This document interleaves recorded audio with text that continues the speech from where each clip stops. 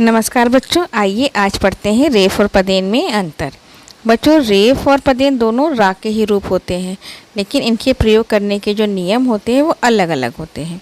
आइए दोनों में अंतर को जानते हैं। नंबर 1, रेफ व्यंजन के ऊपर लगता है और पदेन जो होता है व्यंजन के नीचे लगता है। आइए इसको उदाहरण से समझते हैं। रेफ वाले शब्द पर्वत, कर्म, आशीर्वाद आदि। देखिए, रेफ वाले शब्द में मैंने आपसे बोला था रा ऊपर लगता है, जैसे पर्वत में वाक के ऊपर लगा है, कर्म में माँ के ऊपर लगा है, और पदेन वाले शब्द में पदेन जो होता है वो व्यंजन के नीचे लगता है। क्रम में देखिए का के नीचे लगा है, प्रगति में पा के नीचे लगा है, और नम्रता में माँ के नीचे लगा है। आइए दूसरा अंतर देखते हैं। रेफ आधा रा होता है अर्थात स्वर रहित होता है, और पदेन पूरा रा होता है अर्थात स्वर सहित होता है। बच्चों, ये स्वर रहित और स्वर सहित क्या होता है वो मैंने आपको पहले भी समझाया था। स्वर रहित मतलब कि स्वर के बिना, और स्वर सहित यानी कि स्वर के साथ।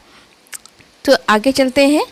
नंबर 3, उसके उदाहरण से उसको समझ लेते हैं। रेफ वाले शब्द पर्वत, कर्म, आशीर्वाद। अब देखिए, पर्वत में रेफ जो होता है आधा रा होता है, अगर ये पूरा होता तो आवाज़ आती पर्वत। तो रा रेफ आधा रा होता है, इसलिए आवाज़ क्या आ रही, पर्वत। कर्म में रेफ आधा रा होता तो कर्म, अगर रेफ पूरा होता तो फिर कर्म। उसी प्रकार पदेन वाले शब्द में पदेन जो होता है वो पूरा रा होता है, और जिस व्यंजन के साथ होता है वो व्यंजन आधा होता है, क्रम। क्रम में रा पूरा सुनाई पड़ रहा है, प्रगति में रा पूरा सुनाई पड़ रहा है, नम्रता में रा पूरा सुनाई पड़ रहा है। इसी प्रकार आपको बच्चों समझ में आ रहा होगा। उसी प्रकार देखिए तीसरा अंतर देखते हैं।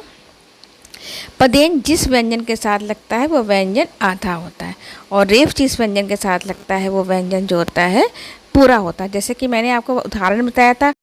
आशा करती हूँ बच्चों आपको रेफ और पदेन में अंतर समझ में आ गया होगा। बच्चों, रेफ और पदेन से संबंधित मैंने एक विस्तार से वीडियो बनाया है, और इसका लिंक मैंने डिस्क्रिप्शन बॉक्स में पेस्ट कर दिया है, आप वहाँ से चेकआउट कर सकते हैं। धन्यवाद।